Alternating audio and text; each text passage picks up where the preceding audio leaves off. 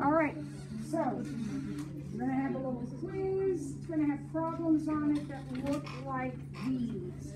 Might not have this many. Might have this many. Who knows? All right, what is A? Oh, wait, question number 1. First start with that. It says solve, and all it says is solve. So it doesn't tell me how to solve. Remember in our notes, the very first section, some of them were substitution and some of them were elimination. And now we actually have Cramer's rule also. I wouldn't use Cramer's on this one because of that, right? That kind of messes it up. So you want to substitute or eliminate here? Actually, either one will work. If you want to eliminate, you can't eliminate the x's, but could you eliminate the y's? Yeah. If you wanted to? So you would have to multiply this by 2. Now, you could also substitute. I'm not saying one way or the other, but both are possibilities in this problem. So I am an eliminator, so I'm going to eliminate. And when I do that, these two do not add together. Do you understand that? So this is going to be 10x squared plus 3x equals 13.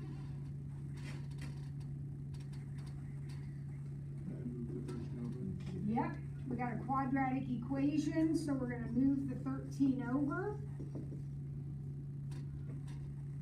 And yeah, I know these numbers are weird, but it kind of looks promising as far as factoring goes. Put a 10 here and a 13 here. I think that's going to work, isn't it? Will that work? Now, if you didn't see that or didn't want to do that, you could always use the quadratic formula, right? Those numbers are kind of big, but you could use the quadratic formula. All right, so what does this say? X equals negative 13 tenths, or x equals what? Are we done? No, because our job is to find the ordered pairs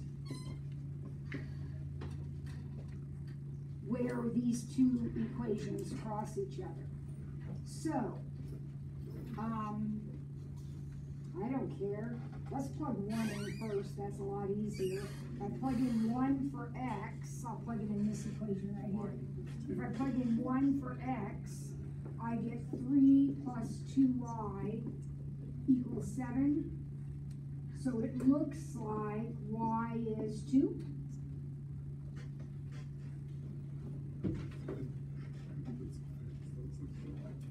Right? You guys still have a period to go, so you should not be sleeping yet. All right, now we're going to put in negative 13 tenths. So 3 times negative 13 tenths plus 2y equals 7. Negative 39 tenths. Remember, when we multiply fractions, it's straight across. Plus 2y equals 7.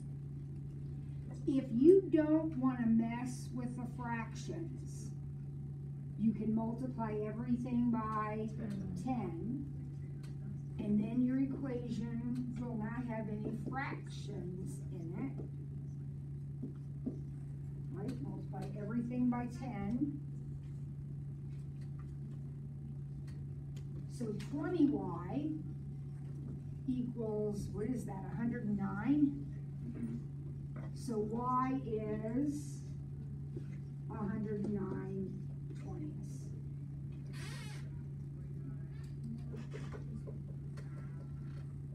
Now, if you were to substitute it, you would get exactly the same answer.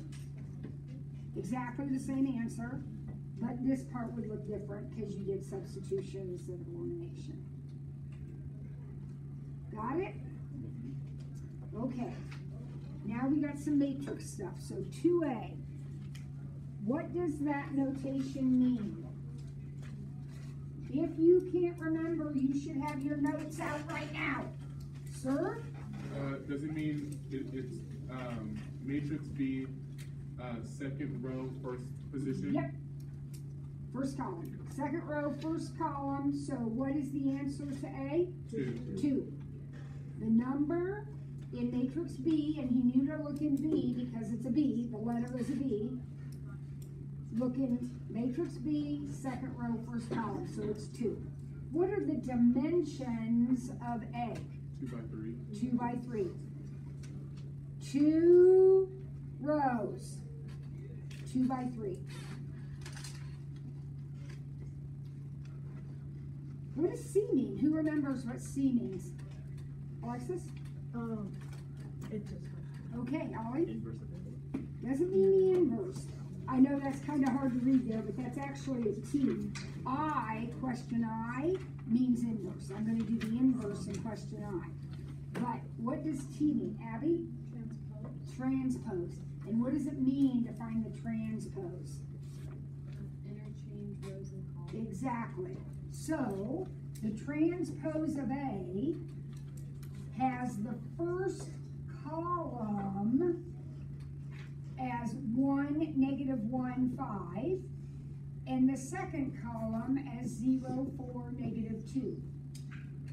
You told me that matrix A was 2 by 3. The transpose is 3 by 2 because the rows become the columns and the columns become the rows. C minus 2D, before I write it down, can I do it? Yes. Yes, because the rule for add and subtract is they have to be the same size. And C and D are both 2 by 2s. So matrix C minus 2Ds. I'm subtracting 2Ds. So 2Ds would be negative 2, 10, 8, 6. And then I subtract them entry by corresponding entry. So 1 minus negative 2. 3. Negative 1 minus 10. Negative 2 minus 8. Negative 10. And finally 3 minus 6. There it is. You can only do addition and subtraction when the matrices are the same size. They don't have to be square. They just have to be the same size. All right. What does E mean? A times B. And again, before I write it down, I'm going to figure out if I can do it. What are the dimensions of A? 2 by 3. 2 by 3. What are the dimensions of B? 3 by 3. Oh boy. We can do it, right? We can do it. When we multiply, they do not have to be the same size. When we multiply, the inner two dimensions have to match. Columns of first has to match rows of second. So here we go. Here's matrix A, and here's matrix B.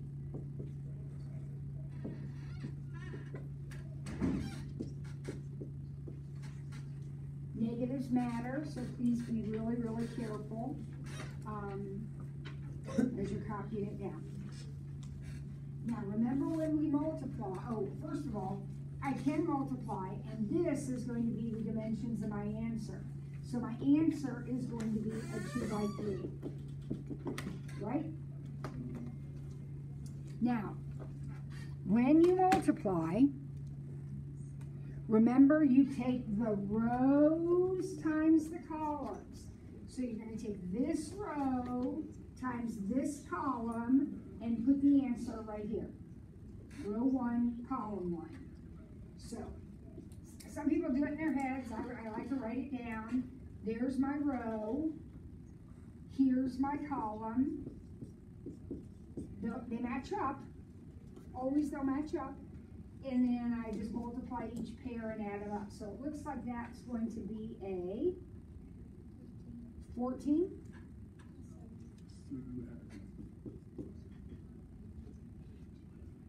And then, if I want to fill, you can do it in any order you want, but if you want to fill this one next, you're going to use row 1, column 2.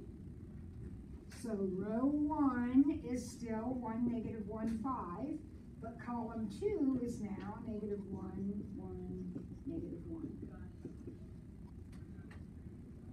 That one looks like negative 7. And then go ahead, fill in the rest. Let's see if you can get the rest of them filled in.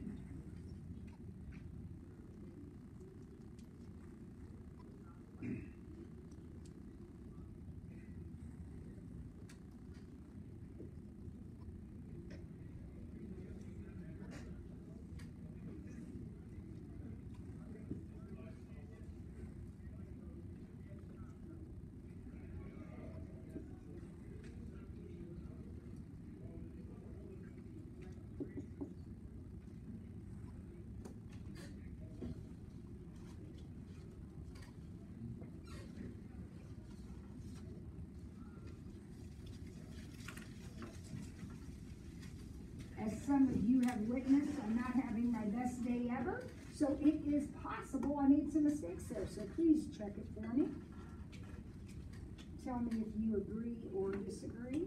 That is correct. You got all of them match? Mm-hmm. All of them match. Well, then they gotta be right. No, it's not that. Totally wrong.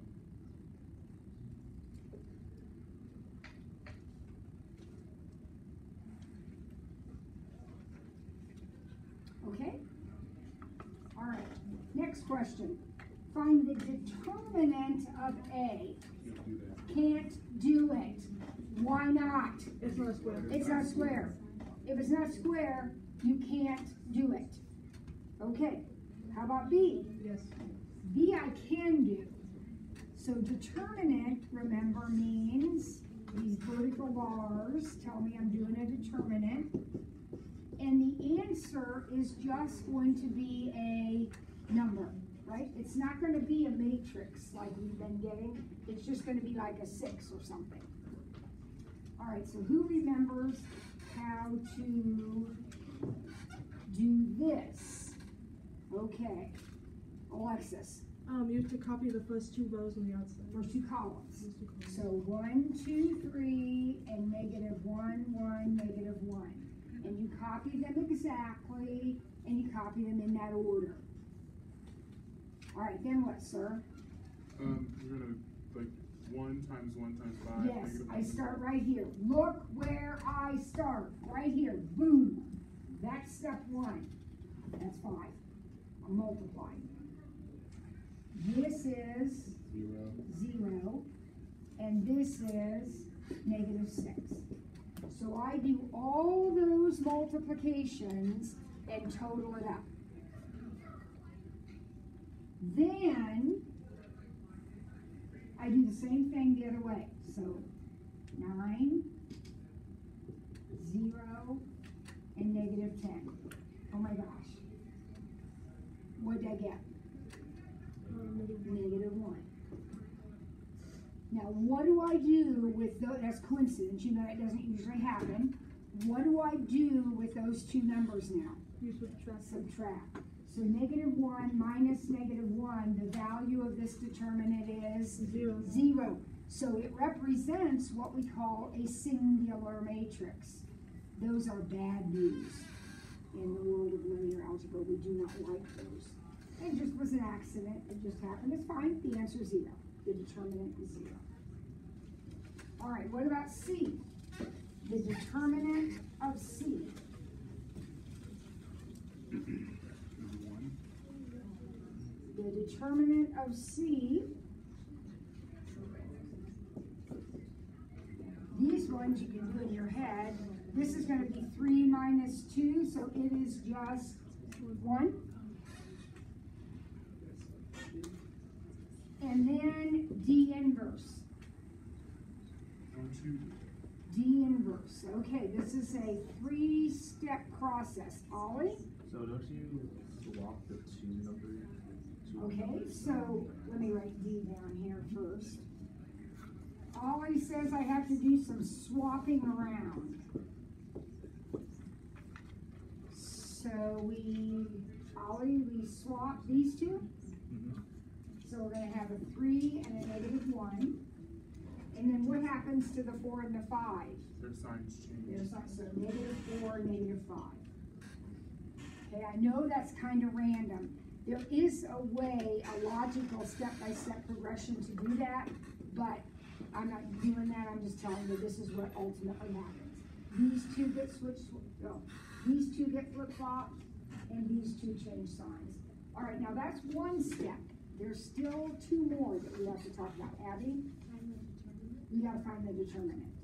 So, the determinant of this guy, of the original, the determinant of the original, would be -3 minus 20, -23.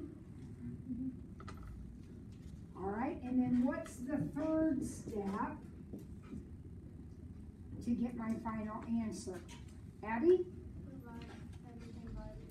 And all of these numbers in Ollie's swap matrix here get divided by -23. And then we simplify if possible. Now with a 23, we're probably not going to do any canceling, but we do have some negatives. So -3 23rds, 5 23rds, 4 23rds, and 1 23rd will be my final answer.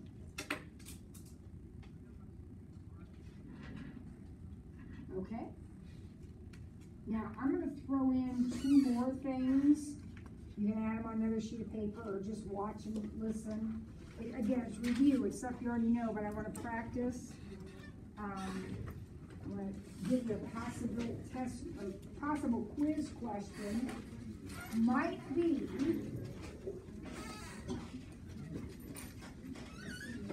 solve this system